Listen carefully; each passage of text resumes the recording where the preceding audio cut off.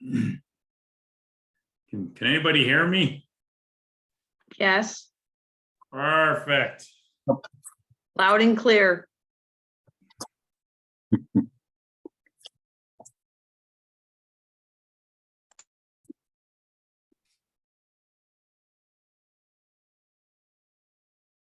What's up, Barrington?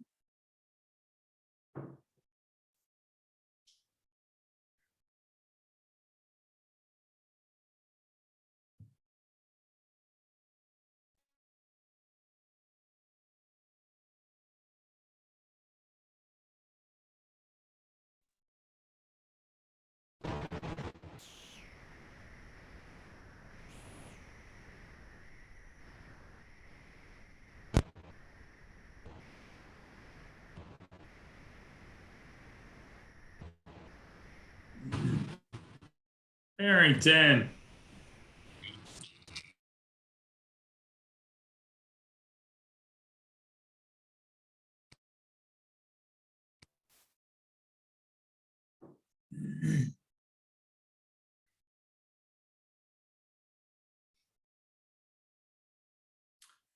Doing over here.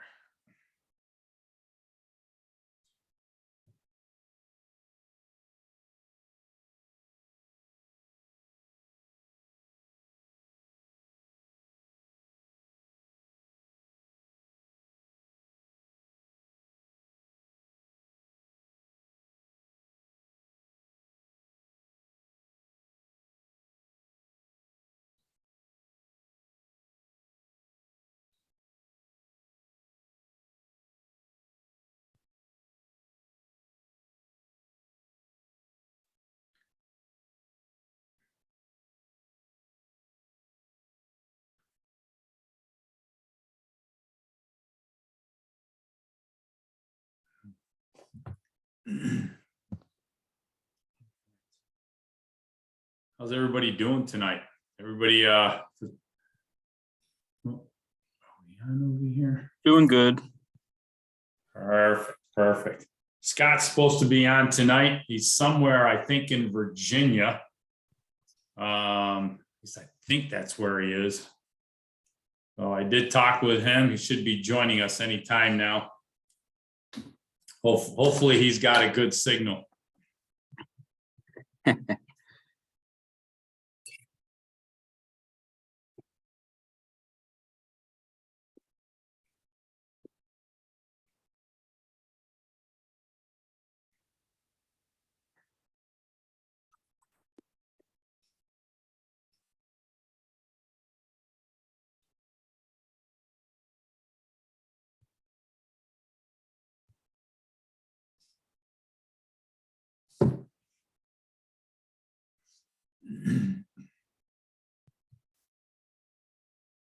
Is Andy on tonight?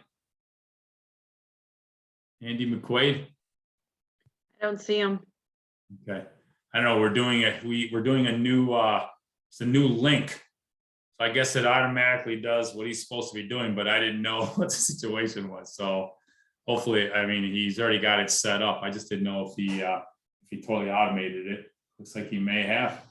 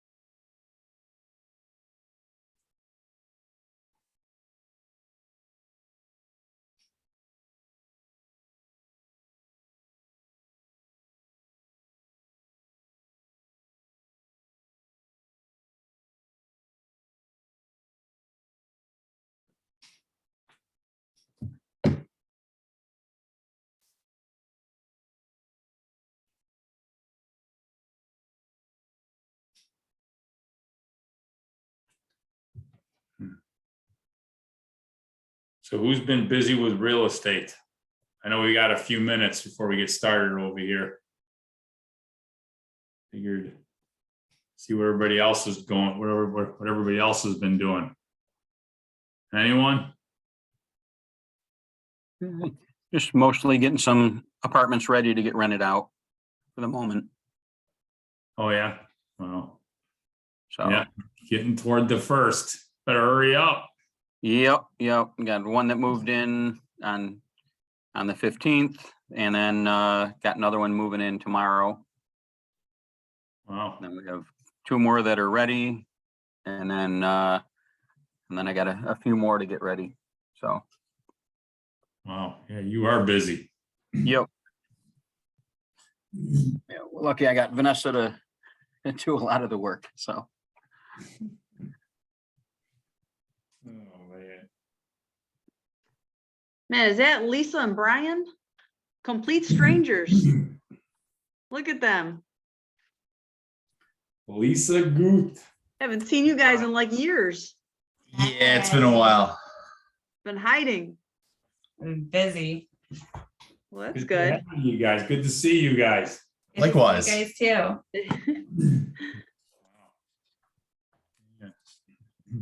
You guys ever sell? You guys finally sold that property, right, over there in the 19th ward over there, right? It's closing the end of the month.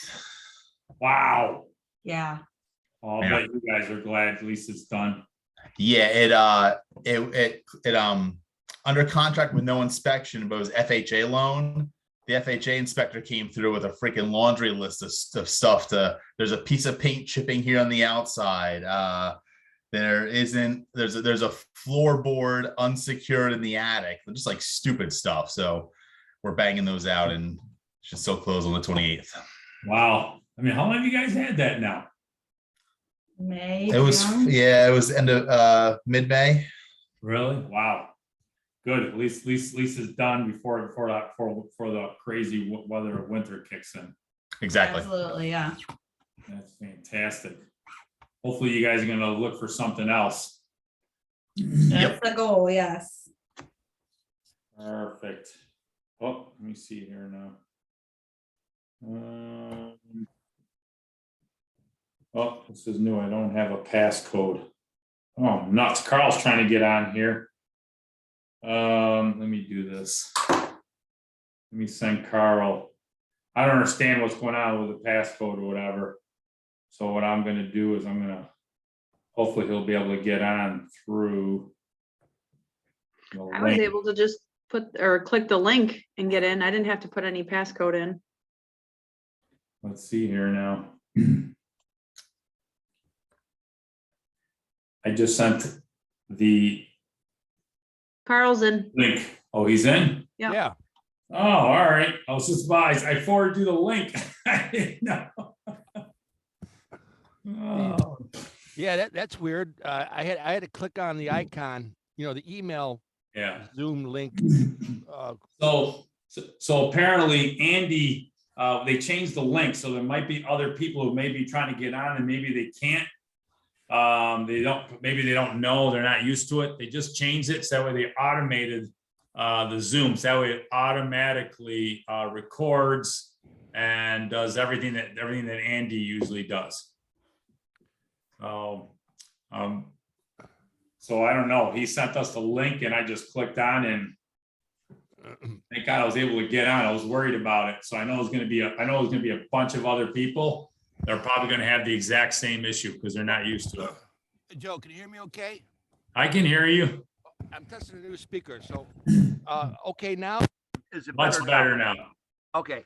So how I got in there, it's easy. So the email has a link, right? Yep. Go to the event, to the right, there's an event column. And then there's got the PM alternative. Click on that. And then that link through that gets you in.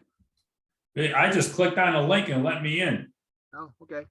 Yeah, I didn't know because I know it's going to be a bunch of people probably who will not be able to get on. Every single time we change something with this, it ends up being, I end up getting text messages. I'm the wrong person to text message on technology. Man.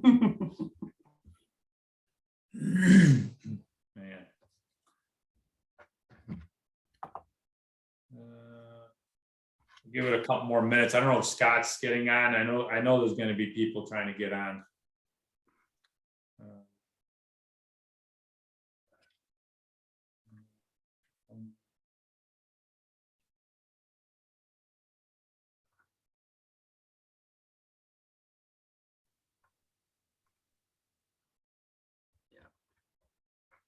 Yeah.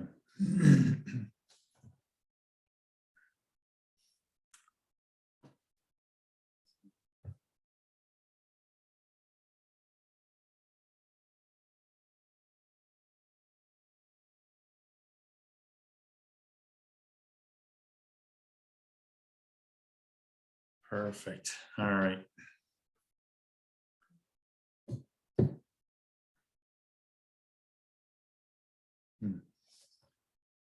All right, is Scott even on yet?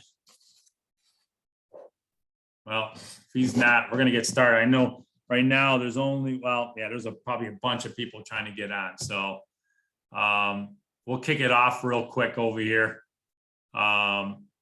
Most people, I don't know if there's any new people on here, but for those of you who are new, this is the alternative meeting where we focus on everything having to do with real estate, except for tenants and toilets. If you want to talk about tenants and toilets, that's going to be Carl's meeting next Thursday night, 7 o'clock, 6:30 is going to be networking at Ferrari's Pizza in East Rochester. Oh, Wanna I get more- clarified, Joe. What? I'm off November, December. Oh, Our next meeting is January. January. Yeah, next Thursday is Thanksgiving, dude. Oh yeah, I forgot. Oh man, thanks for the reminder. Oh my God. All right, so January for that. And by the way, for any of this stuff with the schedules, go to the FFREIA website, FFREIA.com. Tell you exactly what's going on. Next month's monthly meeting actually is going to be the Christmas party. I don't know if Leon's even on there to talk about it. Is Leon even on, or is he not? I bet he's probably trying to get on himself too. He is not. All right, I'll speak for him. So make sure if you're going to go to the Christmas party, get registered, because they need to know how much food they're going to get. It's always a great time. It's a great time to network. You can bring a guest. There is an unbelievable amount of food. I think it's a cash bar, but all the food you can eat. There's a ton of entertainment, and there is usually a ton of gifts and prizes that that they do give out. So make sure you definitely get registered for that. And more importantly, the great thing about that also is because so many people come out for the holiday party, people that we haven't seen in a while, especially with all this stuff that happened with the pandemic. It's a great time to be able to get reacquainted and be able to reconnect and actually meet new people, along with some of the people we all haven't seen in a long time. Okay. Again, go to the FFREIA website for that. I know you can get a hold of D for that. I don't have D's number, but again, I'm pretty sure the website will have that. If Leon jumps on, we might try getting back to him and give you more information. Okay. This call that we do is live, interactive. We like to be able to learn and talk. We never know what tech we're going to talk about. If people have questions about certain things that they want to go over, whether it's a deal, and I know there's been a ton of questions been going on from all of us getting phone calls. Actually, Scott Spear and I were talking just about an hour or so ago before the call. But if Scott's on, hopefully he'll chime in over here. I don't think I'm here. So the man, the myth. Okay, the world can move now. Scott's on. Yeah. Yeah. My butler ran out of Grey Poupon, so he had to go out and get more. So Oh boy. yeah. So we're just in the middle of the introduction here, Scott. So Scott, some people, and I know because the last time Andy changed the way we got on, there was a ton of people who had problems getting on. So I don't know. We'll see what happens here. Okay. But All right. I was just getting through the introduction. I don't know how much of you've heard. But, Heard a little bit. all right. Well, so for everybody, look, the bottom line is that we're all here to learn from each other. So we'll answer to the best of our abilities. And we have to say this, no matter what we say, no matter what we tell you, what we talk about, talk to your attorney and always consult your accountant. Don't take what we say as gospel. Okay. And what may work for us may not work for you, and vice versa. Because everybody's in a different situation in regards to their real estate career. Okay. And by the way, before we get started, is there anybody new on this call? If you are, we just want you to take a quick 30 seconds, say your name, where you're from, and basically what you're looking to do in real estate. Because I can't really tell if there's any new people on here. Scott may try calling you out. Tyler P, you might be new. Yep, looks like it. Yeah, I'm new. My name's Tyler. I'm from Rochester, born and raised. Haven't flipped any properties yet. I just came across the local REIA chapter, so I figured I'd join and, see what everything's about.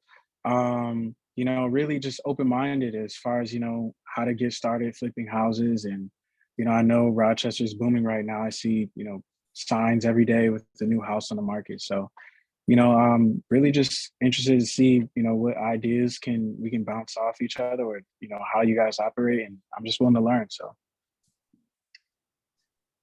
Perfect. That's Well, great. welcome. We're glad you're here.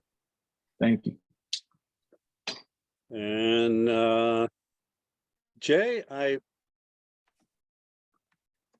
know you and I have been emailing back and forth a little bit. I think you're sort of new to the group, right? You want to introduce yourself? Got to unmute yourself first, Jay. That helps. There you go. Yeah, I'm Jay Molis.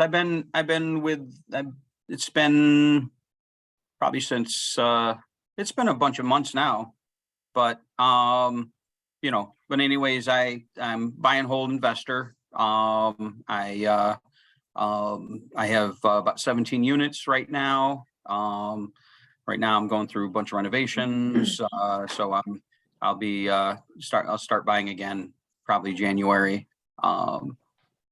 which is coming up soon. So, which is good. Yeah. And also, I've recently, been the recipient of lots of leads for storage units. So, which is why me and Scott have been emailing a little bit, and they're actually coming in faster than, so, now that I've been out there asking about them, and a lot of the people who are selling, some of them are for sale by owner, some of them there's a broker involved, some of them there's a real estate agent involved and things like that. But now they're like sending me all kinds of leads. So Scott, we need to narrow in on which ones you want, which ones you don't want. And then I know there's other people on this call that have asked for leads, so that we can kind of distribute out the leads and stuff. Since I'm not buying them myself, I can help you guys out, providing those leads. Yeah, we'll get you there. Thanks, Jay. Yep. Mike Cleaver, are you newer to the group or just what? Can you hear me? Yep. Yep. I'm new to the group. I'm looking to get started investing and wholesaling. I just bought a list to call on, and I'm just kind of here to absorb and learn from people who've been in the business for a long time. Perfect. Welcome. Good to have you. Yeah, we're glad you're here. And let's see, I'm gonna say Matt Williams. Have you been on a few times, or what's your status, Matt? I was on last week for my first, or last month, my first time. So yeah, I'm pretty new. I've been a landlord for just over 11 years. I bought a Class D and I was overwhelmed, didn't know what I was getting into, got rid of that one. House hacked a couple houses in the Park Ave neighborhood. Been pretty stagnant the last few years. So looking to get back in. I want to be ready to buy springtime. Finances are good. I just kind of seeing how the market, what's going on with the market, how things go, trying to scoop up a deal. That's about it. Well, great. We're glad you're here. And I think you probably got the right approach they're going. We're going to talk a little bit about that. Let's see. Where'd you go? Brian and Lisa, are you guys newer to the group? Have you been around? They've been Yeah. around. Been MIA. Yeah, we've been around. We've been MIA. I think we joined probably last fall. Just finished up a flip. It's under contract. We have some rental properties and we have some Airbnbs up and going. So kind of a mixed portfolio, but just kind of get back into the group and keep networking. Great. We're glad you're back. So, and Dennis Russell, you might be the only other newer one here. So go ahead and introduce yourself, Dennis, or you've been around a few times. I came in a couple of times. Like I said, I got a couple Airbnbs, me and my father, and looking towards probably multifamily is what I'm looking for, and looking to help other people out. You know, I get deals, I send people if you need them, and I like the same from you. So that's what I'm up to. So, all right, well, good. We're glad you're here. Great. So, Joe, I think that covers everybody. Awesome. I think. So we'll do real quick before we get started, has and wants. Basically, most of you know what that is. If you don't, basically it gives you opportunity to put out what it is that you are looking to buy or sell. So here's the situation. If you don't let us know what you want, we may get what you want, but we won't call you because we will not know that you want us to call you. Okay? So put it out there. Let us know what you're looking to buy, or if you have something to sell. Here's your opportunity. Who wants to go first? We got shy people on here, Scott. Yeah, I I'll guess go. so. Oh, no, All no. right, go. I'll go. Hi, guys. My name's Gabriel. Sorry, guys. And I'm from here. And I'd like to, I got lost for a minute. I'm sorry. Self-storage. That's my deal. Anywhere in the US. And ideally 10,000 square feet and above, or that translates to about 65 to 70 units, I would say. But if anyone knows of any, preferably off market, I don't, no offense, everybody, I don't like to deal with realtors because we know why. But in any event though, anywhere in the US, any size, and give it to me or Scott, because we are the dynamic duo, Batman and Robin, Robin and Batman, whatever you call it. And that's how we roll. So I'll leave my name and number in the chat box, but if anyone has any leads or knows anyone that wants to sell the storage facility, please contact one of us. Thank you. Perfect. Who else? Joe. Go ahead, Carl. I've spent about 8 months still looking for my 3-bedroom ranch. Oh my God. Brandy's working on it. Irondequoit or Greece, and it has been expanded to, and I got to ask you this first, the wholesalers. Do you get a lot of inquiries in wholesaling with townhouses and townhomes? I've gotten some, not a whole lot, those are not, Oh, that expanded to a 3-bedroom townhome or townhouse, Greece or Irondequoit.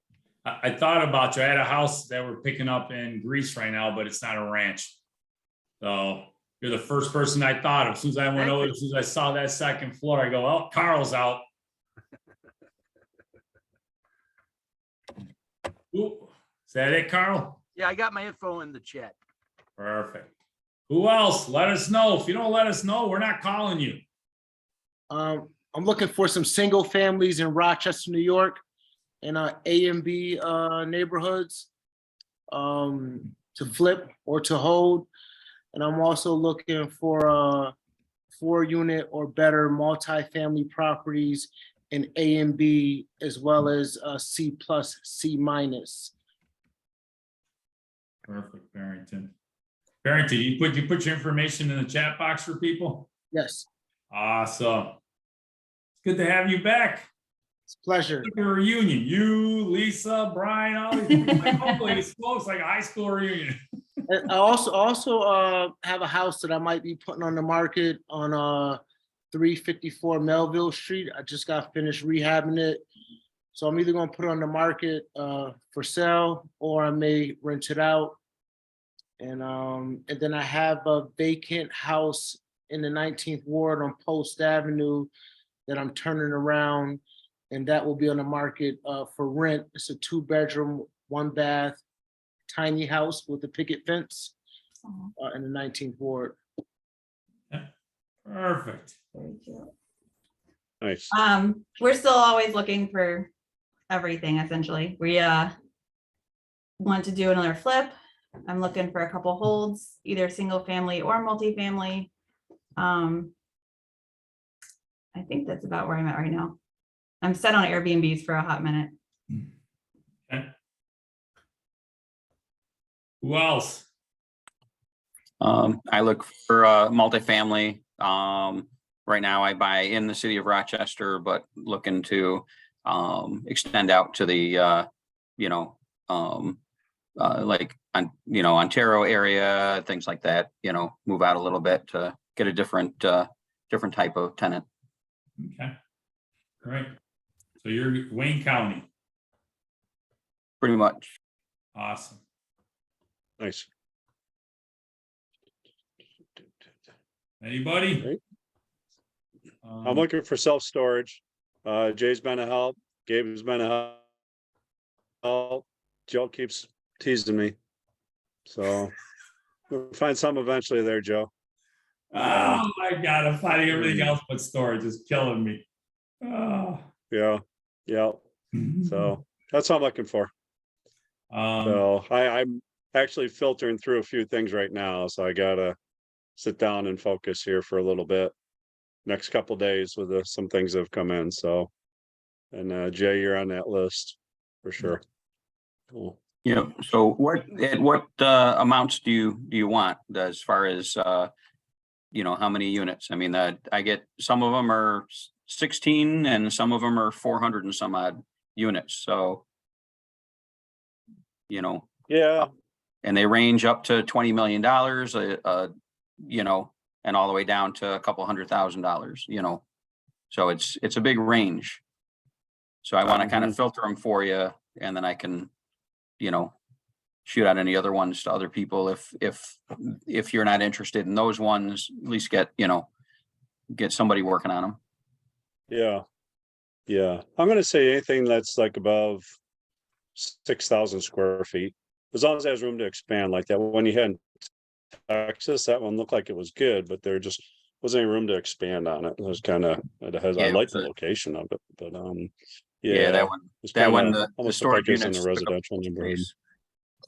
All right. Yeah. So, but yeah, usually about 6,000 square feet and up, as long as we can expand on it, we're good. And yeah, we'll go up into the, millions of dollars on them too. So if the numbers work, yeah. Yep. So yeah, that's why I kind of send you back the information on them, why they kind of don't work. But we're going to find one that works. That's for sure. I think I'm very confident in that. So same with Gabriel. Gabriel's got a whole lot going on right now. So I'm real happy and really proud of him. It's a lot right now what he has going on. He just has to lock something down. Before I forget, got that list in our folder. It's called something export HubSpot. It's that list that that spreadsheet. It's all done. So check it out in our shared folder. It's just a file. It says something, I forgot the name of it, but you'll find it says HubSpot and export, and currently it's HubSpot export, something like that. So check it out. And then when we talk again, you know, that's the list that we were talking about yesterday. So just Okay. before. All right, cool. Yeah, we'll take a look at those. So, And you can I go or you all know. done? No, you can't go yet. I didn't know. Brandy, what do you I want? want to Brandy interrupt hasn't you. said what she wants. I will I know never there's other interrupt people out Scott's there that spirit. want things.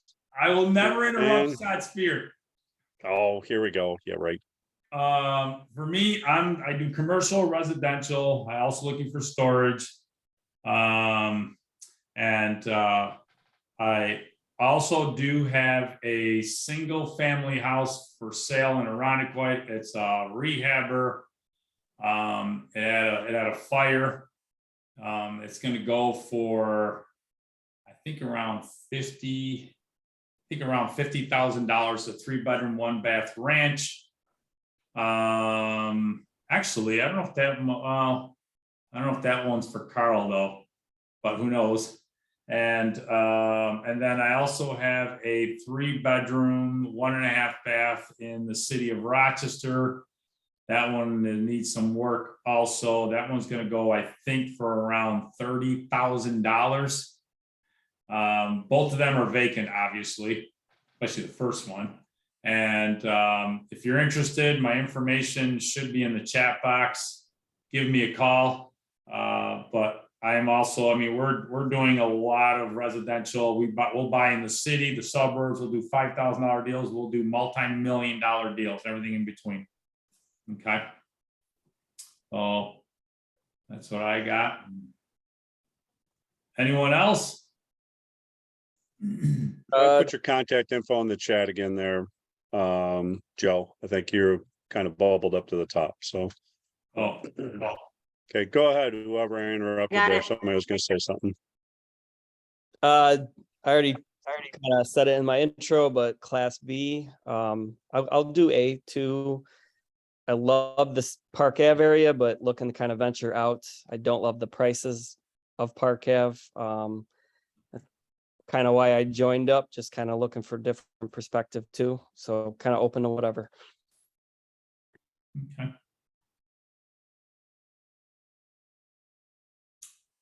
I would like to say also, you know, as far as flipping my first property, I'm looking to wholesale. That's what I want to get into. So I'm not sure how I can help anyone as far as like what type of houses you may be looking for, if I could bring houses to you or if any of you are agents, but that's where I'm starting. So, you know, I can leave my contact information, you know, in the chat and, you know, we can go from there. Awesome. And then don't be afraid to also take people's names and phone numbers down and call them. Okay. Yeah, because we do a ton of that. We do a ton of, we run the gamut between wholesaling, fixing, flipping, and buying. Yeah. Okay, thank you. Anyone else? I think we're good. All right. Scott and I, we kind of talked a little bit before the call to go over stuff though, but you know, we like to, you know, there's people who get on here who also have questions. So if you have some questions, please don't be afraid to ask that. This setting that we have here is designed so that way we can actually learn from each other. And a lot of times people may have a question about a deal that they're doing or maybe something that they have a question about. So please put it out there if you have any questions.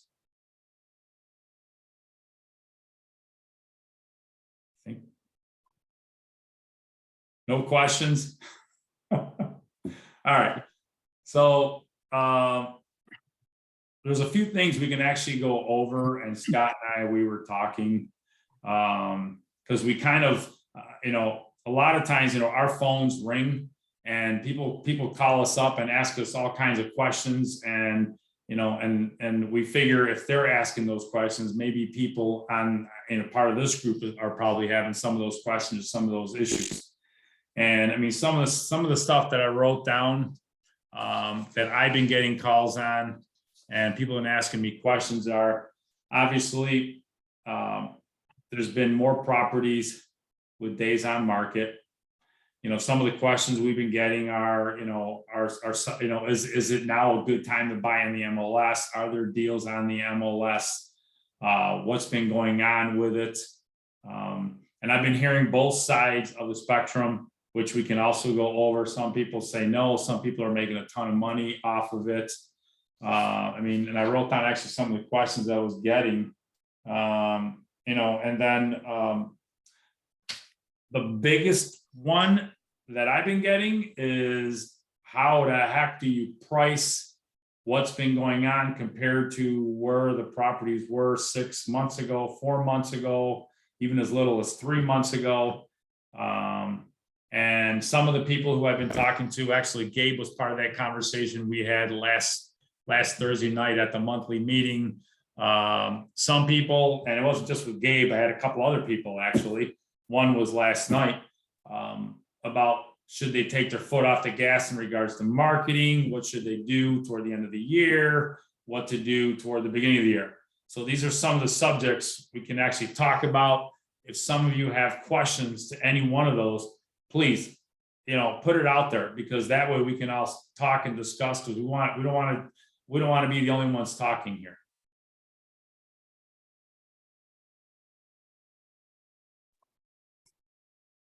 Yeah, well, I buy most of my stuff is off the MLS.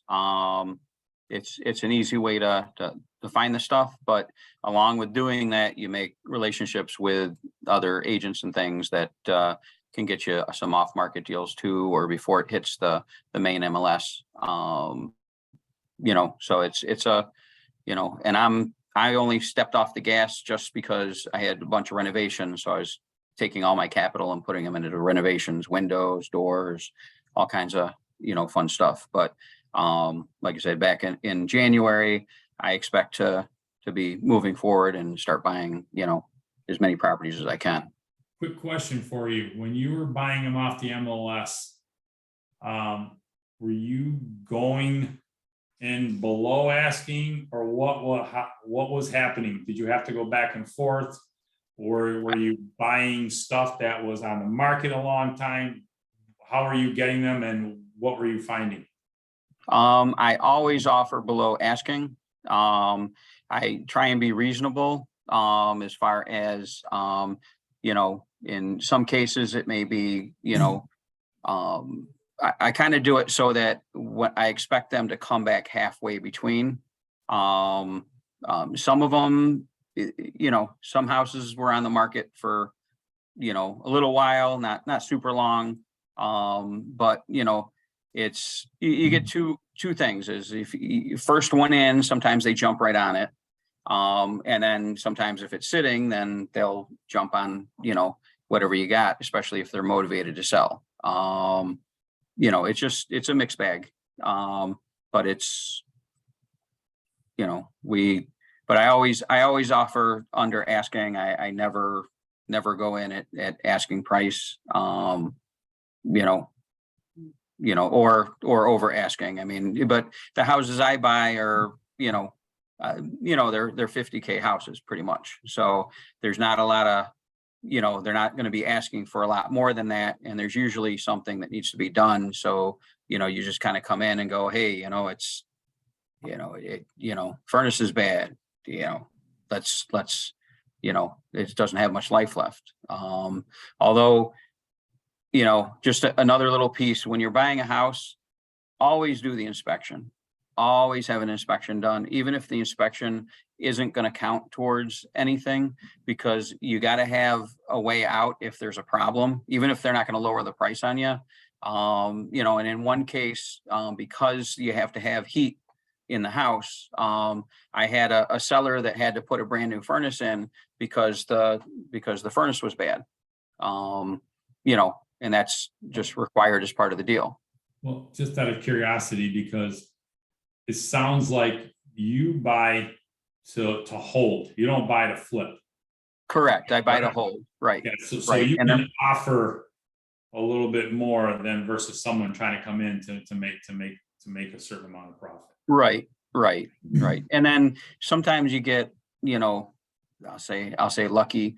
The first house I bought as an investment property, I had other property before that, yeah, I turned into rental, but the first one I bought when I decided to become a real estate investor, the real estate agent took a picture of the front of the house with a tree in front of it. So pretty much you saw a tree and a little bit of brick around the outside of the tree with the house in the background. He was also the property manager, so I don't think he wanted to sell it. So when so I don't think anybody was offering on the house because that's the only picture they had. And I was able to get that for a great price. Because the agent selling really didn't want to sell it. So how many agents did you piss off?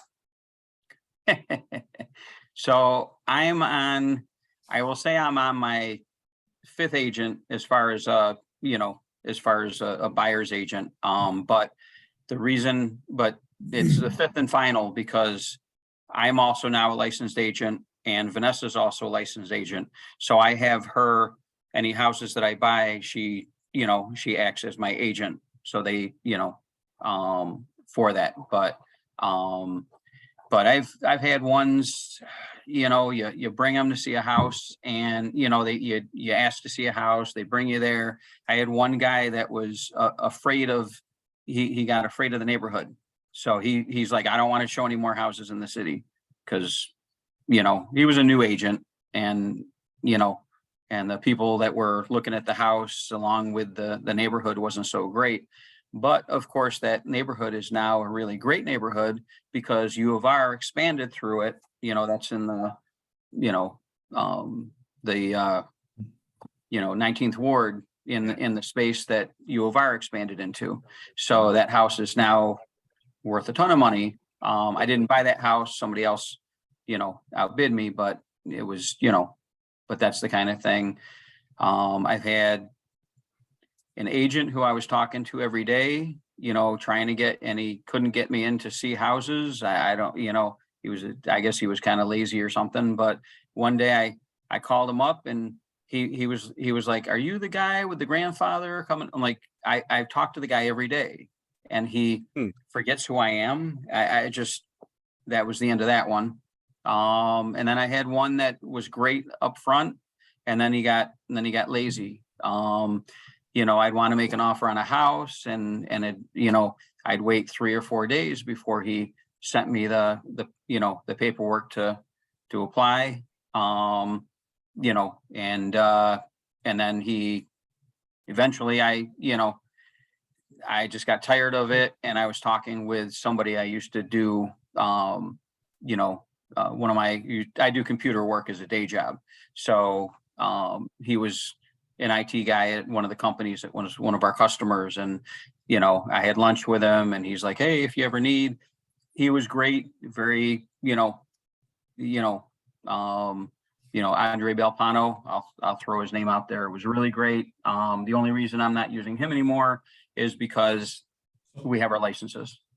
So, obviously, so for other people listening, because not everybody on here are buying holds, okay? And if you're buying and holding, you can go a little bit tighter. Like I know one guy, he's one of my friends, he's buying off the MLS. He gets stuff off market and I think he's somewhere so far up to, I think he's done 40, I think he's up to 40 some odd flips, maybe over 45 flips that he's done. He does in the city, but he buys them, fixes them and flips them. He loves doing the rentals. So he's actually been doing pretty good with it. It's taken him a lot more offers, but what he's finding is lately, because of what's been going on, properties are starting to come to him a little bit easier. Yes, he's overwhelmed, but he's overwhelmed in a good way. I call him up and I think he's running a marathon, which is a good problem for him to have. But, for me, I don't always focus on the MLS. But I know some people, especially when they're getting started, they do that. Compared to 6 months ago, the MLS is different because 6 months ago, it didn't matter what you put up there, you get way above asking. But I've seen people right now that are really starting to make some headway on it. And again, obviously get connected with, with a good agent. And there's going to be a lot more stuff coming online that the agents are just going to be like, listen, we get the phone calls. I can't be the only one. Who else is getting phone calls from other agents here? Speak up. Let us know. Hey, Joe, can I provide my take on this subject? Yeah, I want everybody to talk. I don't want to be talking. I've been doing this a long time. And so the MLS primarily, those are retail listings mostly. And I stay away from the MLS. However, what I do focus on in the MLS are two things. If you want opportunity in the MLS, one area are the days on market. 90 days out, there's an issue with title, there's an issue with the owner, issue with the property. Let's take a second look at those. So sometimes you get a bargain down there. The bargain deals don't get onto the MLS. These are in the pockets of the agents. They don't even make it that far. These things are gone before they even are talked about. The other opportunity is if you are privy or you are aware of long-term future development that the public now really isn't aware of. There's opportunity there. Let me give you an example. And I'm going to give you a personal example too. Many of us know that there's long-term plans to fill in the northern part of the inner loop, to raise that up. And what's going to happen to those streets right there? Well, we already have a history. We already have a reference point. Look what happened to the east side. They filled out, those prices shot through the roof quickly. I know I had one on Charlotte Street, which butted up to the inner loop. It was a 3-family house. It says for $72,000, sold for $249 because of that development. So if you're into the MLS, what's out there, you might want to think about those streets all around that northern inner loop right there, because they're going to take off. That's great, Carl. Holy smokes. Who else? I want people to add on and learn from each other here.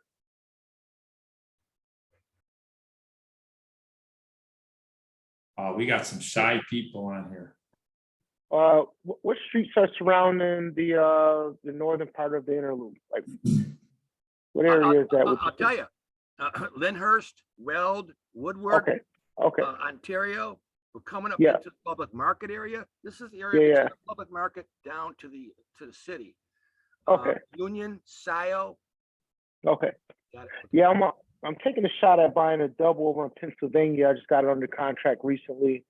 That'll be my first time buying a rental property in that area. But I got a good feeling about it. But yeah, it's on Pennsylvania, right on the other side of the public market. Hopefully it falls in that category. Yeah, it's not a bad area, Barrington.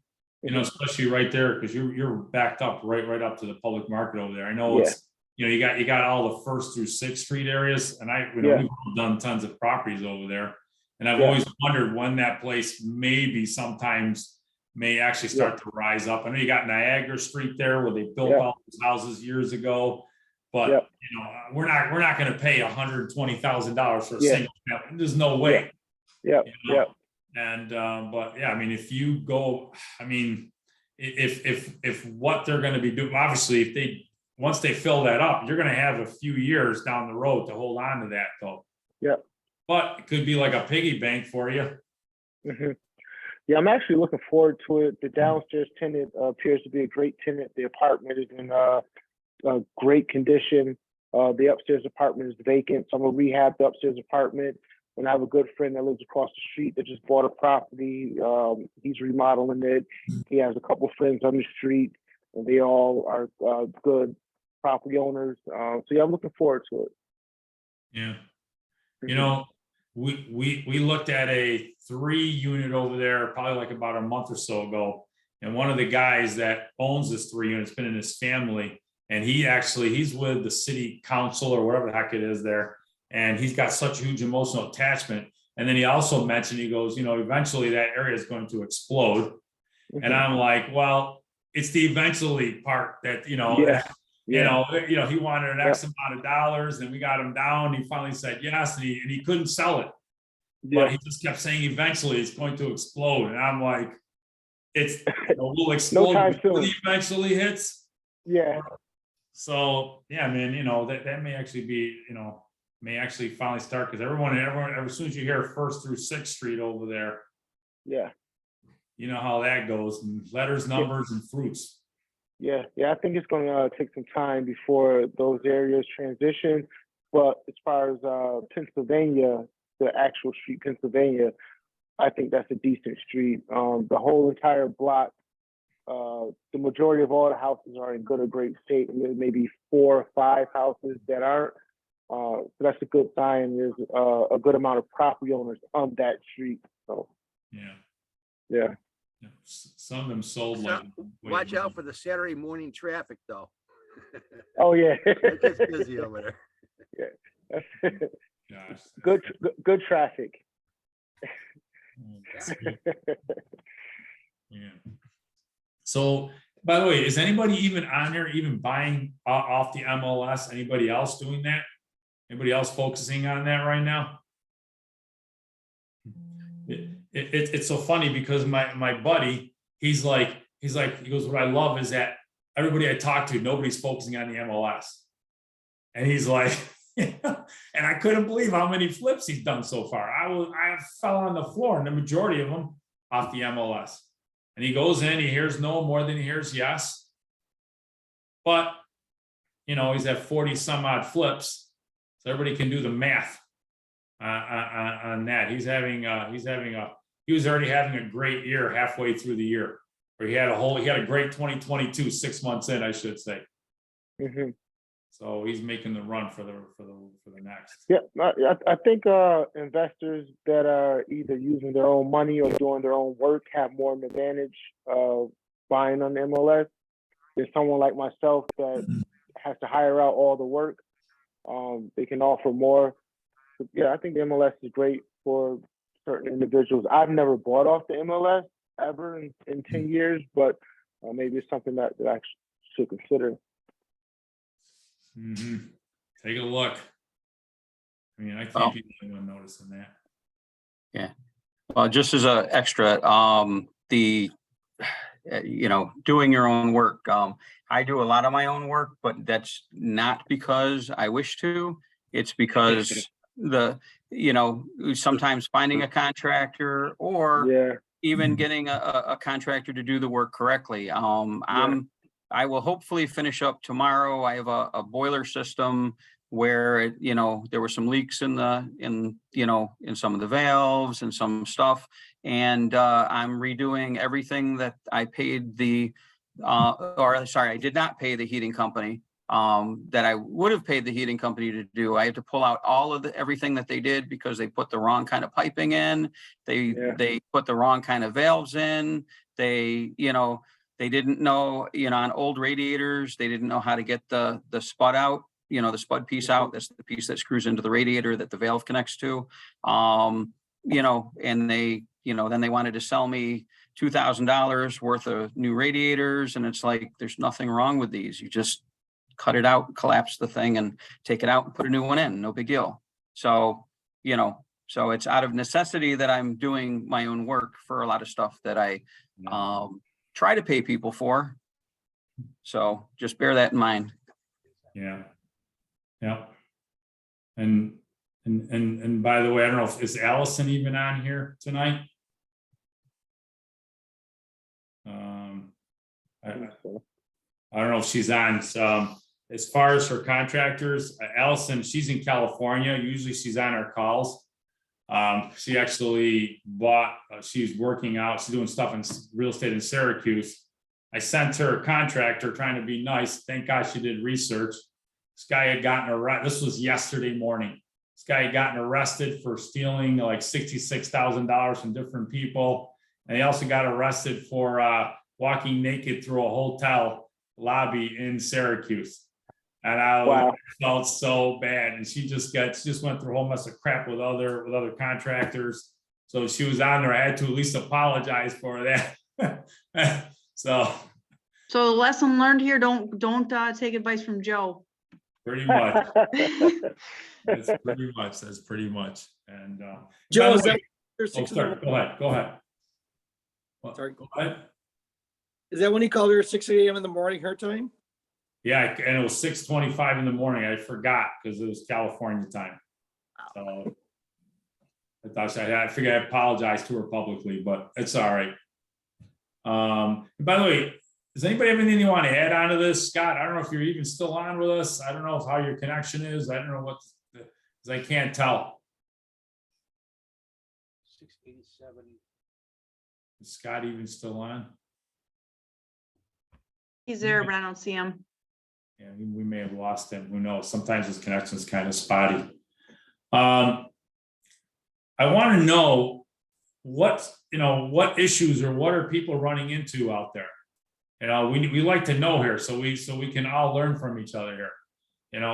Let us know what you're going through in regards to finding properties. I don't care if it has to do with price, if you want to discuss that, or how we're finding them, or in regards to what's happening, because a lot of people are very nervous right now and they're waiting to see what's going on or what's going to happen with the market. And I'm interested. I know what I'm doing. I'll tell afterwards what I'm doing. I want everybody else is doing first. Who's going to go? Let us know here. Joe, I'm not sure if this applies to everybody else or not, but if I may just interject, as we talked about earlier this afternoon, in the self-storage world, with the way the market is going, I'm finding a lot of, and I know Scott's on to agree with me or not, or to talk about as well, but a lot of the calls I'm making, I'm finding a lot of the people that own the storage facilities, they, because of the way the market is going, they know that it's gonna, well, for lack of better terms, take a dump. And when it does, they want to cash out quick before it does. Having said that, they want to get highest and best offers. And when I say highest and best, it's like ridiculous, stupid. Like they want me to give them like $85 a square foot. I go, yeah, and maybe plant Zion. I'm like, I'm never gonna do it. It's like, what are you talking and by the way, let people know what you try to buy price per square foot compared to the 85. The rule of thumb is actually, it's not a rule of thumb, it's a golden rule. We go between 35 to maybe $40 a square foot, $40 a square foot. So those other people who wanted double. Right, they want double or more, yeah. But the thing is though, when I say 35 to $40 a square foot, that's ideal in terms of like bank financing or cash. But when people get in the term, like, I mean, if the numbers work though, let's not forget, is when we go up in the $45 to $50 range or so, then we can talk about financing, but they have to agree to our terms as well. So it's give and take. But ideally speaking, if for quick close and all that stuff, I guess you can say we have gone $30 to $35 a square foot, even less than that as well. But that's the range. But yeah, the in that self-storage world, the people are finding that, oh no, their market's going to crash, or well, not crash, it's going to go upside down or whatever. And they know what's going to happen. They see it coming. They're like, oh, if I'm going to sell it, well, I'm going to sell it for top dollar. Actually, not, I wouldn't say top dollar. I would say, here's my price in my head. This is what I think it's worth. Well, it's not. Here are the numbers. I don't care what the numbers say. I want this much, So it's a pain in the neck. Yeah. So, everybody wants to try getting there. I mean, self-storage is a little bit different animal. I don't know if Scott King is even still on. I'd rather him speak on this because obviously he knows. Yeah. Oh, there you are. We're in self-storage, and some people, it's starting to shift a little bit, and it's a whole market. It's not just interest rates are going up. That's got everybody scared to death. A lot of commercial loans come with like 3 and 5 year balloons. What that means is in 3 to 5 years they could adjust the interest rates. So people got loans at like 3.25, who locked in at just the right time, they're great. But the problem is in 5 years from now, like right now, interest rates are pushing 6.75, 6.75. So when they get, when their interest gets updated, their payments are going to go up quite a bit. And that's got some people really concerned. And also, I was talking with people yesterday, and they say move-ins have flatlined a little bit. Used to be things were just moving in like crazy when people were, when they had COVID, they were cleaning out their house, they wanted to keep the stuff, so they stored it somewhere, so they moved into storage. And then also, when the government was giving the handouts, the stimulus money, whatever you want to call it, people are just going out and buying stuff, stuff that they really didn't need. And a lot of that stuff wound up in our storage units. And, so that's been, we had a really, really nice uptick, and it's kind of flatlined a little bit. Used to be when we were pricing things out to sell. This gets into finances, which I really didn't know until about 2 years ago. People talking about cap rates and everything, and I really didn't understand what they were told about 2-3 years ago. Things that we were selling at a 6 cap, now people are going to market at about 7 cap, which, that's a percentage point, and in the big picture, that really matters. And some people are starting to get conservative enough and smart enough to say, okay, I should look at this value as an 8 cap. If the cap rate goes lower, great, but 8 cap is much smarter. If it goes to a 9 cap, it's gonna suck, but at least it won't suck as bad as if you thought you were going to be at a 7 cap and now everything's selling at a 9 cap. Also, a lot of people had 1031 money. A lot of people sold some things, made a bunch of money, sold them at just the right time. So now they get 1031 money they're looking to put to work. I'm not sure how much longer that 1031 money is going to last. I would say probably another couple months. And then I think that's going to change too. Like in storage, if you sold something at a 6 cap, now you're looking to buy something else. People have that 1031 money they're putting together that they're looking to place. And that I think that's gonna start changing a little bit too. So I don't think people will be selling things. I don't know if there'll be the amount of money in the market that there was, but just like all real estate or anything, you just got to make your money on the buy. You got to buy them right, and that's where we're at with self-storage. That's a shift that's really just happened like in the last month. A lot of people are starting to pump the brakes a little bit and slow it down just a little bit. I know some people that were, even myself, I was looking at, if I was looking at a different deal 2 months ago, I look at it much differently now. So, so that's shifted, and that's what people are doing. The smart ones are getting conservative and just keep a calm head about you. That's all. Calm heads will prevail. That's what they say. People go into panic mode. Well, but we've also been saying for a long time, Joe, get your cash ready because there's going to be deals coming on the market. The foreclosure market's going to start opening up. Unfortunately, foreclosure really is a bad word.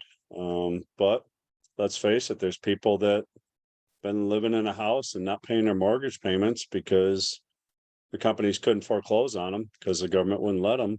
It's starting to shift now. And I don't know about Joe, you probably can speak more on this or somebody else who's in the residential market. I think the foreclosure market's really going to start opening. And that's why I said, get your money ready, dig your well before you need it. I have a coach who tells me that, a mentor is like, dig your well before you need it. Have the money ready. And right now, just keep looking for money. There's people out there earning 0.5%, 1% maybe at a bank on a CD. You can go and offer these people 8%, 10% interest on their money with private financing. You're finding the right deal. You can pay somebody 10% interest and you're borrowing the money. Start lining those things up, start building confidence, start talking with people. So, I can't stress that enough about just start getting things lined up because you're going to see a shift. And if you're ready for it, you're going to make a good amount of money. You're going to help a lot of people out. You're going to make money along the way. Yes, but we're not taking advantage of people. We're just helping people out. A lot of people are going to be in a bad situation. They need cash. I'm starting to see just driving down the road, you see people putting their toys out by the side of the road for sale. motorcycles, snowmobiles, trailers, fancy cars. You're starting to see it, and Joe, you and I have been through this enough times that we just like, okay, it's coming. Yeah. It's coming. People in self-storage too, I forgot to mention, was people, you have your priorities. You got to pay, you got to take care of your family. You got to take care of yourself. So you got to have a roof over your head. You got to pay for housing. You got to pay for food. You got to pay for gas. You got to pay for utilities. Now, when you just have enough money because of inflation or whatever you want to call it, when you have just enough money for that stuff, the other things need to start going away. And that's storage. People all of a sudden think twice before they're going to spend $100 a month storing something. That motorcycle that you got, yeah, it's great. It's fun to ride and stuff like that. But if you're making payments on it, something's got to give.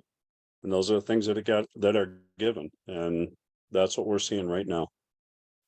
So I don't know if anybody differs from that, but that's what I see. I don't want to be doom and gloom. I'm just saying, get ready. That's all. There's going to be money to be made. You're going to be able to help a lot of people out of a bad situation. If you have cash or you have cash lined up, you're going to be in a good position. Don't give up. Yeah. That's it. I'm done. Yeah. No, I agree with what you said, Scott. And, like for me, just a few months ago, I went to go, because you and I, like you said, we've been through it. And it's not about taking advantage of people. It's being able to act. Some people really need to get rid of this stuff so that they can start a new beginning. I went to my bank, said, hey, I want lines of credit. I want some more lines of credit. Well, what do you need for? I want to get prepared. I said, I know foreclosures are coming out of line. And then, they see what I did. They said, no problem. So I got that all prepared. And when this happened the last time, it's not going to be as bad. At the same time, there's going to be opportunities over there. And especially going into the end of the year, everybody, January 1st hits, everyone's just like, okay, especially if they've been stressed out and they're going into foreclosure, whatever the heck it is, whatever situation they have to, whether it be them trying to get rid of a house, a commercial building, an apartment building, a storage facility, for them, they're like, and 2 days ago, I was talking to a guy out of California who owns a 49-unit building, 8-story building in downtown Rochester. Okay, it's 90% vacant. And he's just like, write me up an LOI. If we can do something, we'll get rid of it. Okay. And because for him, he knows that, okay, he's got a choice. Either he can put the money into it, which will take him a long time to get it back, or just take the hit because they own other stuff anyways, and they'll make it up. They'll make it up somewhere else. And there's going to be people who will leave a good amount of, equity in the property just so that way they can get out of it. Okay. And, and it's just, I don't know what everybody else is doing, but, between, if you don't have cash, you sure as heck better make sure you have a hard money lender. And there's people on here on this call within this group. There's 220 some odd people within this group. And there are tons of hard money lenders, private lenders in this group that you got to get connected with. Okay. And the amount of this is where we can start creating wealth. And it's going to, and after the first year, people want a clean break. You watch. There's people, they're gonna be like, okay, I need to start fresh. I got to get rid of this house. I got to get rid of this. So, we know what's going to happen. Okay. Does anybody have anything you want to comment on that or what they're doing? Please let us know here.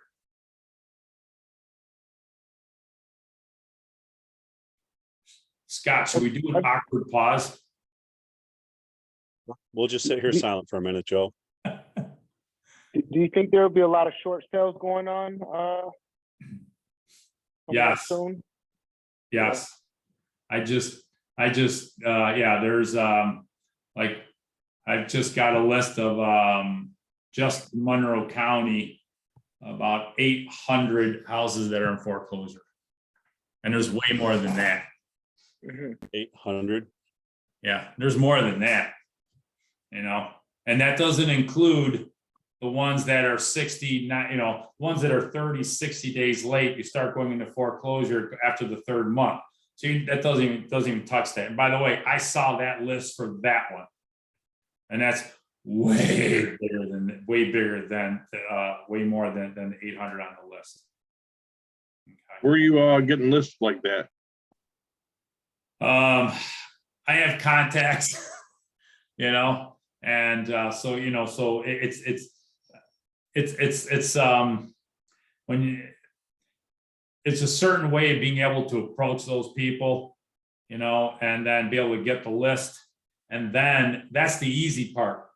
Then it's actually talking to the people, because now when you're dealing with people in foreclosure, you're dealing with people who have problems. You can't just call them up and say, hey, you're in foreclosure. Hey, especially if a kid answers, hey, is your dad home? No, listen, tell him his house in foreclosure and I want to buy. What do you mean we're in foreclosure? It's a whole different ballgame. That's just one of the avenues that we go and pick up properties in. I haven't done a whole lot of, we're doing a short sale right now we're working on in Henrietta. The one before that only took us 4 months. This one, I think we're going on 6 months. It's just a whole different avenue. But if you don't know what short sales are, we can go over those briefly. But going into this market, I would definitely learn about them. And use a real estate agent that specializes in short sales. Yes. Do you agree? Yeah, don't go to any real estate agent. Because most can't. Exactly. Right. Like the one that I got in Henrietta, he was so far upside down, but I knew the realtor. She goes, Joe, can you help this guy out? I said, yeah, I can do a short sale. And she's done a lot of properties. She goes, Joe, I know nothing about short sales. How does it work? She's a real estate agent and has done tons of properties. So the deal was that I'll take the property. I brought it to somebody else who knows how to do real estate, and I cleared it with her. She goes, no problem. And she goes, when you get it, can I sell it for you in the back end? I said, absolutely, not a problem. So what you said, Barrington, is key. You go to somebody who doesn't know what they're doing, you're going to be spinning your wheels. Does anybody know if Warren Fisher is still around? He was Yes. the Yep. short sale Yep. guru. Yeah. Yep. All right. Yep. That's it. He's the man.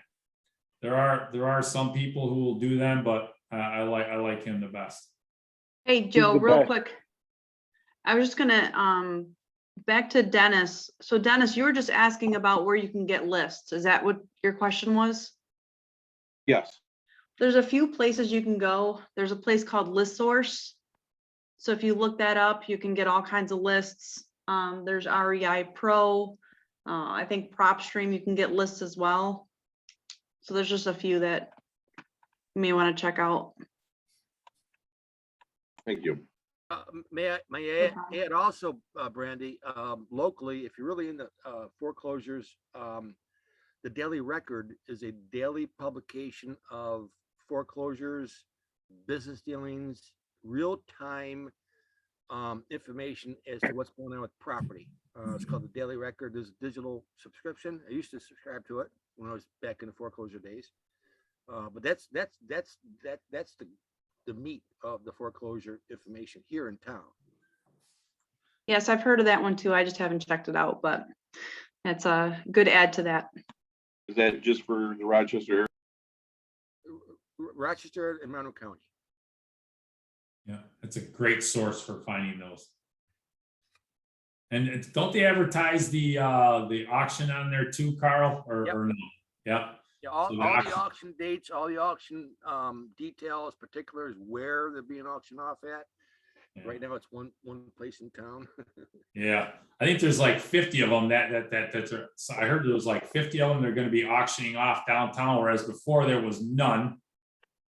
And I'm hearing there's somewhere around 50 that are going to be going up. So 50 per day? What do you refer no, I think there was 50 of them right now, I guess, or something to that fact. Don't hold me to that number. It was somewhere right around there. Whereas before you were lucky if you got one. Yeah, it is picking up pace. If you're kind of new into foreclosures and you want to like see in real time, the process, what goes on.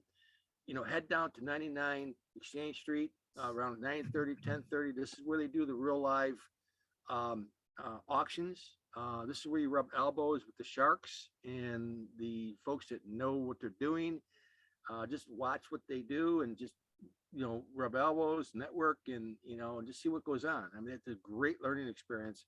9:30, 10:30. The Daily Records also, they provide the time that they're being auctioned up. Right now, it's at one spot down there, 99 Exchange Street, it's a city court, county court building, across from the War Memorial. It's like who's who in the shark business. Isn't it right there in the lobby, right? Yeah. Yeah. Yeah, if y'all dealt with Salafia, he's still down there. Yeah. Those guys all are. Yeah, I mean, I've only gone once or twice, but there's so much competition, Yeah. Yeah, if you can catch them before they go there. Shark Tank. You have to be prepared financially. I mean, this is all cash stuff. It's high risk business. You really need to know what you're doing. It's fast paced. It's meant more for the experienced. But still watch and learn. I mean, there's a lot you can learn just by going there. Did any of you guys go to the last auction and how to turn? Joe, I put that in the chat to bring this up. Thank you. Oh, I didn't. Oh, I heard about it. I'll let you speak. No, what? I put in the chat. Let's bring up, has anybody gone to the last week's city auction and bought something, and tell us what your experience has been? What happened? Anybody? Nobody went to the Okay, auction? Carl, I'm gonna admit, I don't see your post in the chat. It's there. Oh, no, I'm Did sorry. you That send just it? went to Joe. I'm sorry. That went to Joe. By Oh, did it? I don't even know how to even do that. You send me something. You don't check your post, man? What post? Like I'm even on the front of the computer right now.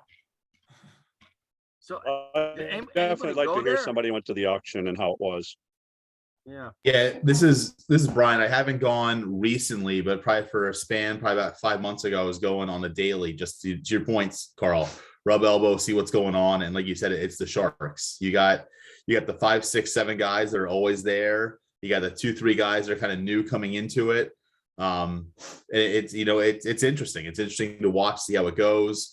You can definitely tell like they kind of do some side deals there as far as like, hey, I'll shut up and I'll stop bidding on this one if you take this, but let me have this one. So it's definitely, if you want, my suggestion, if you want to get in that auction game, definitely start going and just, to your point, just getting experience with it before you get the cashier's checks, because it is all cash business, but it is a great experience to start learning. And by the way, Carl, I mean, I don't know if anyone's even, like you were talking, I don't know if anyone's even been to the auction, but I heard what happened over there. I did too. I was meant to go. I spaced it out, but Colleen was there all day and night to the end. She had some great stories, but it was just a ton of people.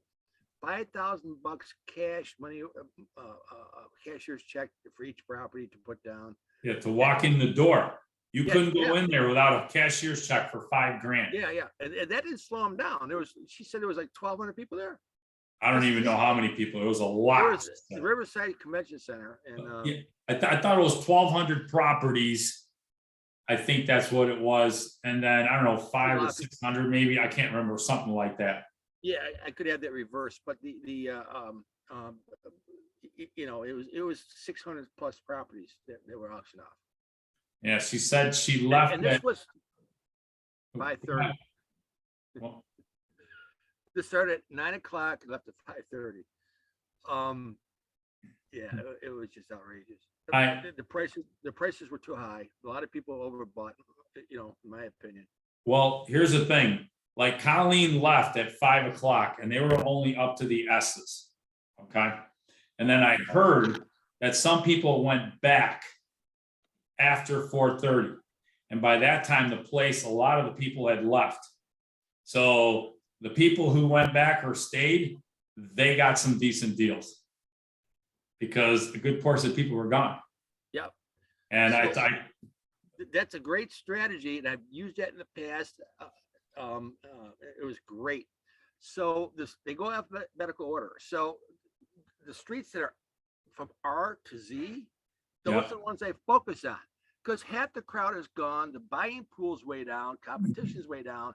There's where your bargains are, at the very, very end. I'm at the end of this auction, so I focus on those properties R to Z. Boom. that's actually a great strategy. Oh my God. That actually is fantastic. Bargains galore at the end, man. Well, I mean, they picked up some good bargains because they were there earlier and they were like, no way, it was too much. They were paying too much. And then trying to outbid owner occupants over there, you're never gonna outbid them. And yeah, but I just figured it was gonna be like a madhouse. I'm like, you know what, my time was better spent. So Colleen actually texted me today, because remember that lot that someone bought for 52,000? They didn't know it was a lot. And she Oh, says, she goes, you're not gonna believe this. She goes, I'm down at City Hall to pay for the auction stuff. And I got a guy who bought that parking lot for 52K that was ahead of me. She goes, I'm waiting to see if he's gonna leave pissed and see if they'll give his money back or not. So I guess he was in there for like 15 minutes and because he thought he was buying a house, but he ended up buying a lot. But they ended up giving his money back, so he didn't come out crying, which was good. Wow. But that was kind of funny. Really? Yep. She just Good. texted me that today. So what happens is if you renege on the deal and you want to back out, you lose your deposit. And they go to the second person in line. That's why they keep track of the second bidder. And I bought a couple that way. I was the second in line. So yeah, would you like to buy it for that price? So I'm surprised you gave the money back. Real surprised. Yeah. She must have talked to him after because she goes, he didn't come out crying. And then she messaged me and she goes, oh yeah, they gave him his money back. So I thought that was kind of funny. yeah. Hey, so Carl and Joe, for that event, so obviously they have the auctions there every day. Like, was that like a specified like event with all those happen the same day? How'd that work out? Are you talking about the foreclosures or the city stuff? He's talking about the city, the one for the city. Yeah, that The big city- event you guys were talking. Yes, maybe I was getting them too confused. The city is once a year. It's a tax. It's Oh. a tax lien foreclosure. It's a tax That makes foreclosure. Got it. If you're behind in 2 years in your taxes, they start the foreclosure process. What's nice about the city tax foreclosure, and I won't get into details, talk to your lawyer, it does clear the title and it clears the county taxes. But there's some other stuff that it does not clear. So consult with your attorney. It is a little bit risky. Make sure you do your due diligence. You check, you pre-check the title and so forth. And there is a county auction too. Those are the ones I love because there's better deals there because they deal with more suburbia. However, the county auctions, and I don't know if there's any coming. Does anybody know if there's any coming up at all? They also have once a year, but everybody was in suspension for a while for 2 years. I don't know what they're doing. But the county auction auctions off the county tax, but it does not eliminate the city tax. You have to pay the city tax delinquencies. You got to be careful with that. Okay. Good info. Thank you.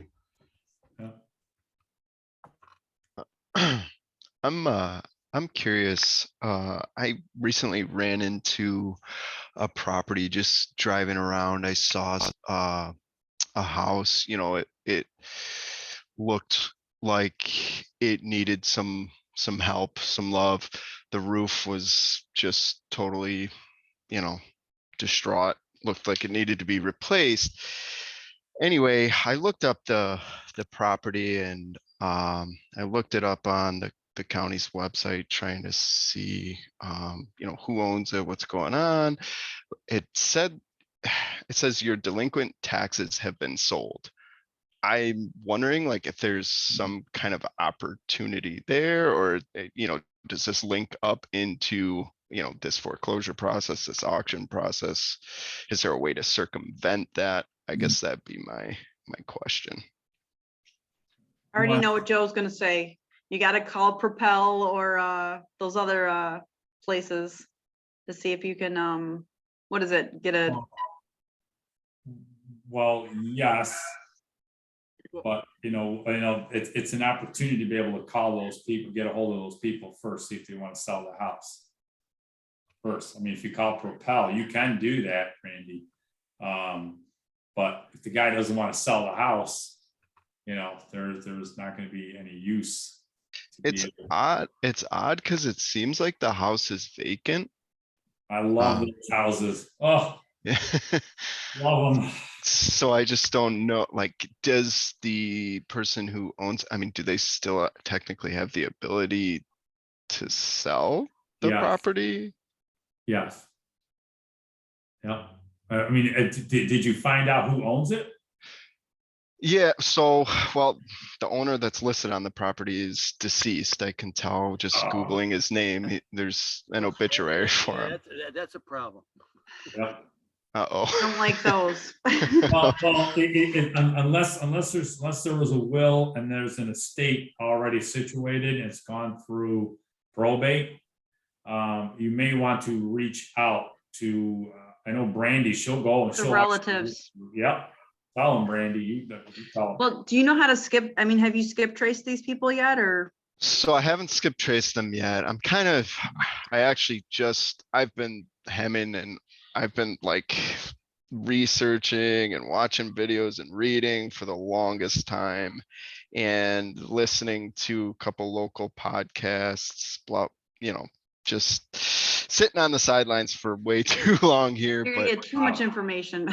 well, yeah, and I finally decided I just have to pull the trigger. So I did, I went through, list source and REI skip, and I got a list. This one wasn't on the particular list, but I know you can just do like individual ones. I haven't individually skip traced them yet, but. Are you afraid to pick up the phone and call them? And I mean that very nicely. I'm not trying to. Well, know. no, honestly, I'm not. It's just, I guess I'm like over analytical. I want to figure out like what the right approach would be, or how to approach the situation. Making the phone call, I really don't have any issues with.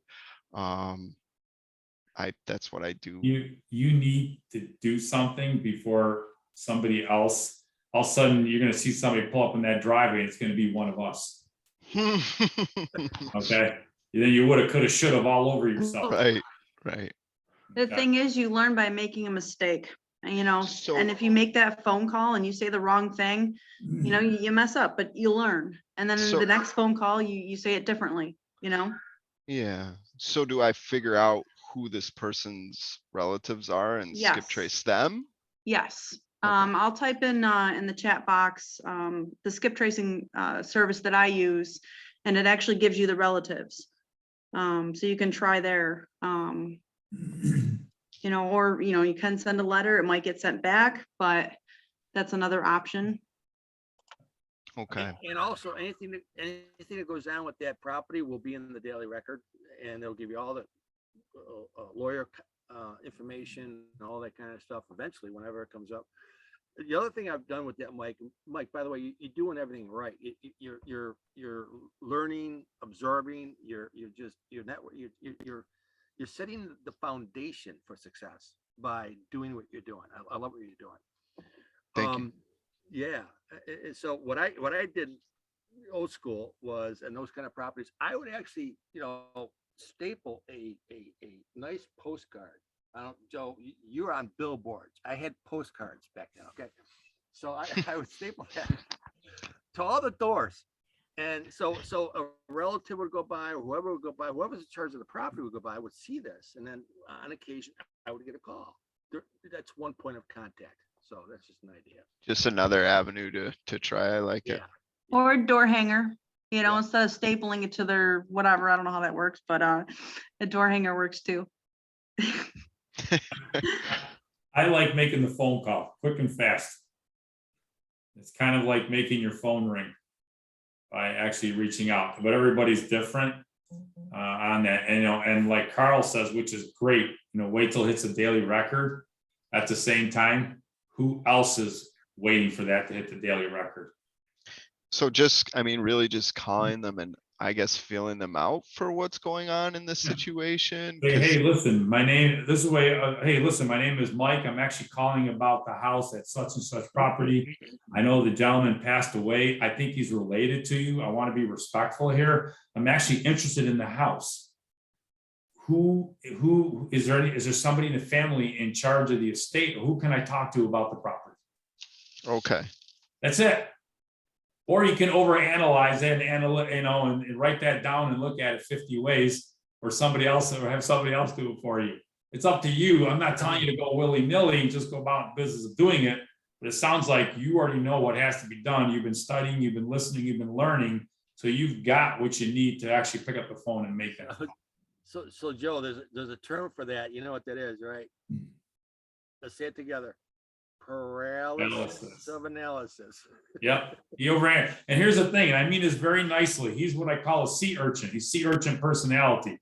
Very analytical. Those are engineers, accountants, CPAs, and they overanalyze. I love going up against those types of people because, and take this, I mean this very nicely. By the time they get done analyzing it, I've already got it under contract and I've moved on to the next property. And I mean that very nicely. Please, I just understand when I say that, okay? oh, for sure. Joe, I to- actually heard you on Marty's podcast talking about the whole sea urchin dolphin thing, so that's funny. I'll tell you what, it's I mean about, and it's very true, and I use that on, I don't know, I think I may have talked about that on Marty's podcast or on here, but just using that, and you don't use it to manipulate people. It's just being able to, it teaches you how to communicate with people. It's like having an Italian guy who only speaks Italian, try to speak to somebody who's Chinese, only speaks Chinese. You have a lot of hand gestures, but there's no real communication. And when you learn those traits, that one conversation that I did, because I knew he was what I call the whale, somebody who likes to help people. Those are doctors, those are types of people who are nurses, psychiatrists, counselors. I had that conversation with him. We connected. That deal alone, which was only like an hour and a half into this whole thing. 3 months later, we sold it. We made a $50,000 profit. Okay. And the guy that went in before me, he was a shark mentality, all about money. This guy was not a shark mentality, the seller. He offered him more money, same terms I did. I went in way less, and he took my offer because I connected with him. Okay. That's great. So, and I use that because, Mike, you got to make that call to those people, especially, if there was a death in the family, you got to do it in a respectful way. Okay. Okay. And I would just jump in a little nugget that Brandy said that I think is just phenomenal. I mean, I'm also a very analytical guy. So like you think of this property, maybe a perfect property, you want the conversation to be perfect, but you guys have those conversations, and maybe you mess up on this one, but there'll be another. So the more and more conversations you have, the more and more comfortable you get with it, because you're going to find other properties. So don't be afraid to mess this one up. And to Joe's point, while you're thinking about it, Joe's calling and getting it wrapped up, and you're still thinking about the conversation. So don't be afraid to call, even if you mess up the conversation. It happens. There's gonna be a next one tomorrow. Yeah, you're right, Brian. And at least you Very try. true. Yeah, just Thank like you. Brandy said, if you try and you don't get it, it's better than not trying and seeing somebody pull up in the driveway saying, "Hey, what are you doing here?" And he'll ask you, "What are you doing here?" "I just bought this house." Okay, and then you'll see him put his head down and turn around and walk out going, "Oh." Got it. By the way, we're not beating up on you. No, I know. I wanna go That's why back- we let Lisa make the offers for the houses, because I don't think I just go. Brian thinks too much. Thanks for overpaying, babe. You're Good job. welcome. You guys make a great I team. got, yeah. That's so they funny. are- they We are didn't, great. we didn't lose money, did we? Okay, Yeah. you can mute it again. I just want to go back. I want to go back to what Joe just mentioned. I think it went like this, but it's so important on that conversation issue, Mike. What we call, developing rapport. One of the biggest mistakes a lot of the young ones make, they get right into the property, the deal, the price, and you know, that turns a lot of people off. Developing conversation with somebody like you know, I heard your dad pass. I really, you know, I'm sorry about that. You know, how's things going? You know, you develop rapport. You're going to bring them into your circle. You're going to bring them into, you know, that conversation in an amicable way. You don't get into the terms and the deals right off the bat. Develop that rapport, develop that relationship. The other stuff will come naturally after. Joe, are we right? Yeah, you know, Gabe and I went to lunch today and we were talking about, because especially you calling people on the phone, you know, you're talking to a stranger and they, you know, they buy you first and whatever you offer second. If they don't buy you as you, whatever it is you want to offer them, they're not going to take you again. So, you know, and Gabe said it perfect. Be human. Okay. You know, and it's the perfect way to be able to do that, you know, because you're trying to establish rapport. And typically what we do, especially off market stuff, we're there to solve people's problems. Okay. And you know, whether it be, you know, financial, stress, divorce, death, whatever, you know, so it's not like going into a regular, some people, they think, okay, I'm going to go into this just like I do with a house that's listed retail. Not about that. You're there to help them solve a problem. Okay. And I mean, you know, I was talking to a guy, I'm going to look at his house. A car went flying airborne, went through the one side of the house, through the other side of the house, and hit the neighbor's car. I mean, hit the neighbor's house. Through the house, hit the other neighbor's house. Okay. I didn't go in and say, oh man, listen, you want to sell the house? First thing I said was, tell me nobody got hurt. And he goes, no, thank God nobody got hurt. And I go, he goes, yeah, it was the middle of the night. I go, you mean to tell me you weren't even on, thank goodness you didn't fall asleep on the couch? He goes, yes. So we started talking about it because he could have died. It was his family. They were all upstairs. Who the heck's gonna think about a car going, the car never even touched the foundation, by the way, went airborne through one side of the house, out the other side, and hit the neighbor's house. And for the first 5 minutes, we didn't talk about me going to look at or buy the house. We just talked about him, what he was going through, how he's unsettled. Thank God his family's okay. And we connected. And we had a great conversation afterwards. And he goes, you know what, Joe, you know what? I'd really like to have you come down and see the property. I said, listen, let me see what I can do to help you out. And we had a good conversation. But the first 5 minutes, I didn't even talk about it. I didn't even talk about, hey, I want to come down and buy your house. So Joe, what about the other calls that didn't go so well?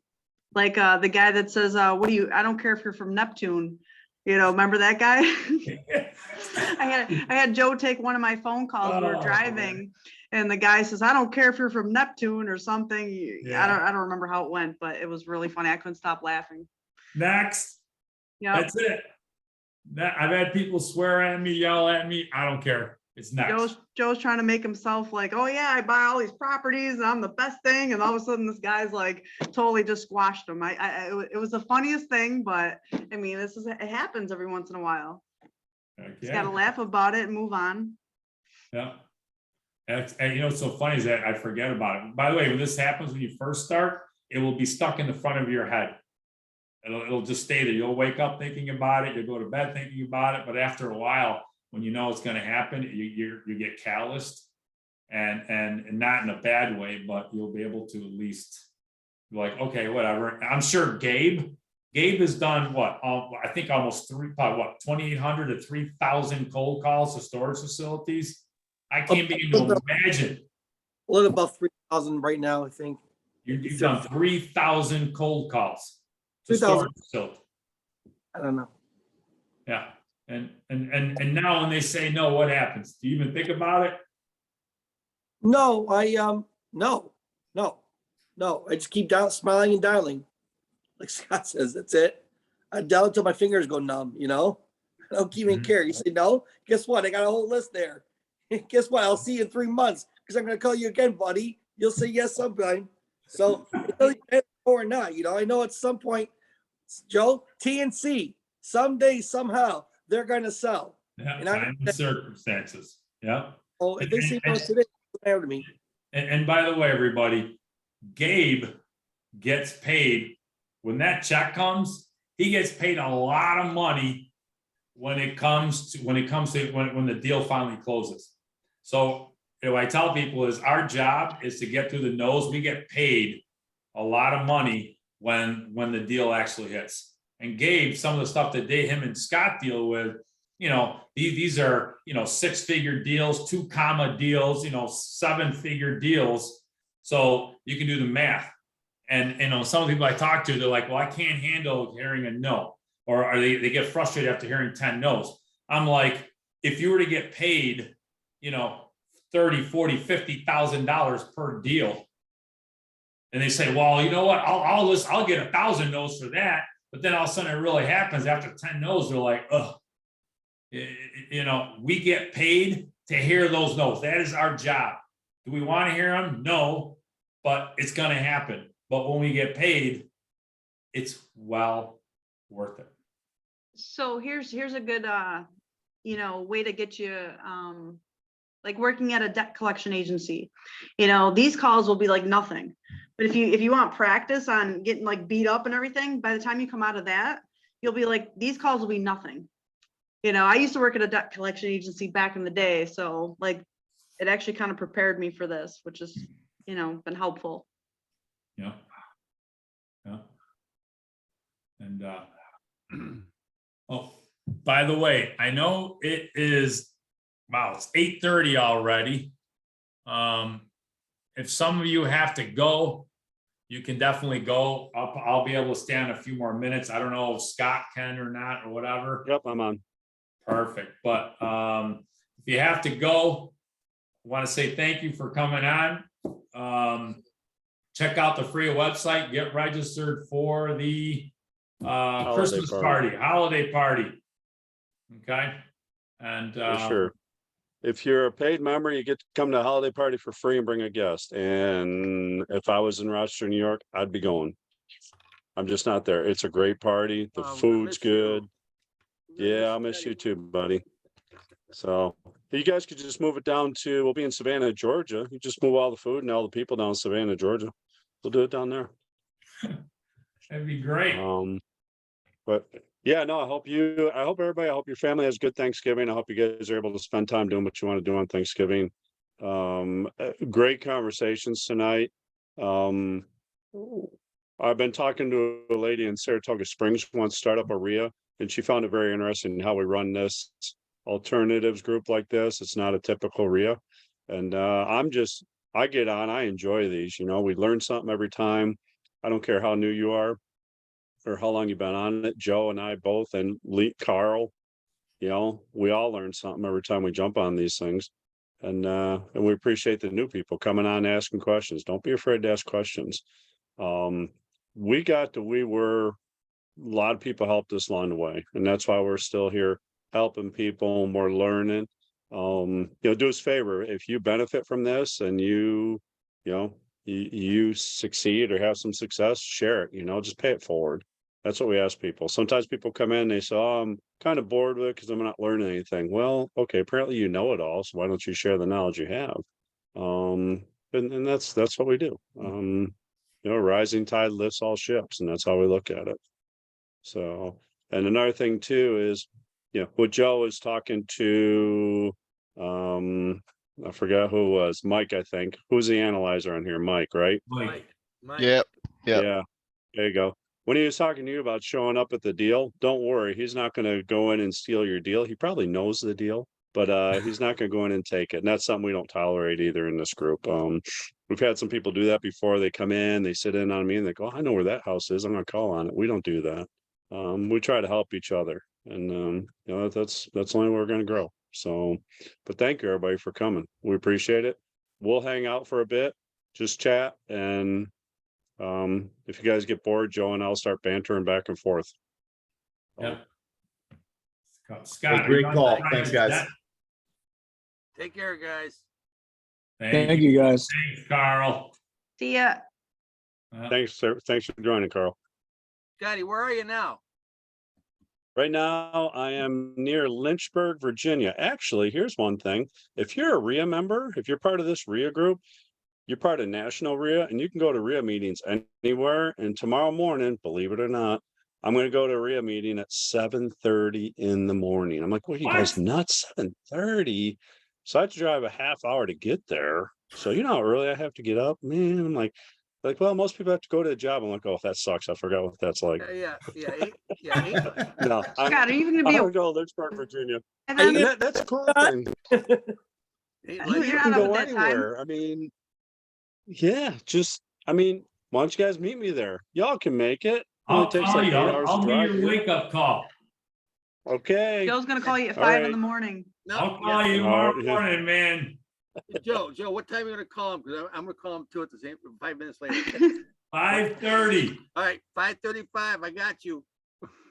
I'm setting my phone right now for ignore until 6 o'clock. We're gonna send a singing telegram. Oh, you tipped us off. All right, 6:05. Yeah. I definitely know Joe will be up because, George will be waking him up. Pretty What, 5 much. o'clock in the morning, Joe? My cat likes to wake up early. He wants to make sure he has to get fed. That's Oh, right. He's got to push you out the door so you can bring home more steak and lobster for him to eat. oh my God. You on your private jet right now? No, man, I'm in my RV. Holy smokes, your mansion on wheels. That is a beautiful RV. The It's gonna be private jet cold on here. wheels. Yeah, right. It's gonna be 25 degrees here Sunday night. It's Wow. cold, man. I'm shocked. But we won't be getting the 2 foot of snow that you guys or Buffalo will be getting. We're not gonna get any snow. Yeah, just Buffalo. We're gonna get maybe Buffalo. 1 or 2 inches, maybe. Yeah. Yeah, did you hear 4 feet? That's what I've heard. Up to 4 Right. feet they might get. So much to the point they Buffalo. moved the Bills game to Detroit. Did you hear that? They did do it, huh? Yeah. Yeah. Okay. Yeah. I wondered if they were going to do that. There was talk of that. I'm like, no way. Come on, they're football players. But yeah. How are you gonna play in 4 feet of snow? Can you imagine shoveling out all those seats? Hey, they did it in 2000, what is it, 19 or 17 with the Browns? Yeah, right. I remember You that. saw that? Yeah. They hired people to come do it, and they said, you come dig out seats, you get a free seat to the game. Yeah, remember I that? remember that. You better put me on I want to be on the sideline, 50-yard line for that. Yeah. Right next to the heater that the players are feeling, right? Yep. Oh man. Hey, I haven't All heard right. from Joe McGuire at all today. Very quiet. Is he on? He's on. He hasn't said one Been peep. on the whole time. He hasn't said nothing. Sleepy Joe. We call him Sleepy Joe. What's going on? I call him Bank of Joe. Yeah. Oh, Mhm. so Scott, what you got there? So now you're selling you said you're selling 2 storage facilities this month? Yeah. Yeah, this month. Yep. So it's gonna bring you what, down to 10 or 11? Yeah, 10. You don't even know, do you? No. You know how many facilities you own? So, you know how many houses you own, Joe? Wait. Well, yeah. That's good, Scott. Got him back. Oh, my God. Slapped him right in the varies. face. It varies from month to month. Oh, man. The same about being busy. Like, Gabe, how many deals you got in the pipeline right now, active? 11. And why? The only reason he knows that is because he did up a spreadsheet. But I bet prior to that, he probably didn't know exactly how many he had in the pipeline. It was in my CRM. I just exported everything from my CRM to the spreadsheet for us. So I know exactly all you got. Wow. Yeah. That's fantastic, Gabe. Remember, Gabe, be human. Be human. Be kind. Be human. Yep. Human. Tell a story. Oh, it was a great lunch today, too. Yeah. Thank you, Joe. Thank Sat you. there and talked. That was nice. We were there for over an hour and change. Yeah. Yeah. But yeah. So what'd you eat? I don't remember. We weren't there talking about food. We were there Remember? talking about business. So you just ate something, don't even know it went in your mouth? He ready. He Euro, and I'm Greek, so he can't pronounce it. That's okay. I don't fault him at all for not being Greek. It's not his fault. But we say gyros. So Yay, what? a gyro. Oh, John, yeah, I call it Euro. yeah, I know. Well, non-Greeks don't know how to say it, so Oh. I like Euros. I know they're good.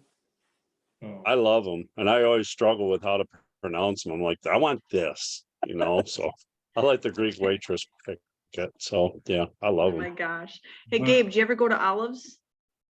Yeah, Brandy, yeah. No, No, you don't they- like it? No. It was good. Oh, okay. Sorry. That's all right.